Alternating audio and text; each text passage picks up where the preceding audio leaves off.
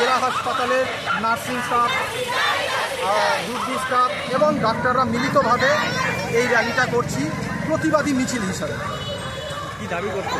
আমাদের দাবি হচ্ছে আরজি করে যে ন্যক্কারজনক ঘটনাটা ঘটেছে সেটা সবাই জানে, সেটার তো প্রকৃত সুবিচার আমরা চাই।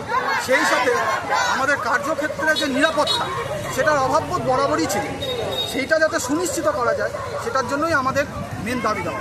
তাই জন্য আজকে আমরা এই র্যালিটা সেই দাবি দেওয়া নেই এবং আরজি করে অন ডিউটি দপ্তরের মৃত্যুর সুবিচার দাবি জানানোর জন্যই এই প্রতিবাদী আন্দোলন বলতে আমরা এই প্রতিবাদী মিছিল বালুরঘাট জেলা হাসপাতাল থেকে শুরু করে আমাদের বাস স্ট্যান্ড হয়ে কালেক্টরেট বিল্ডিং হয়ে থানা মোড়ের সামনে একটা প্রতীকীমূলক আন্দোলন শুরু করে লাস্টে আবার সেখানেই ফিরে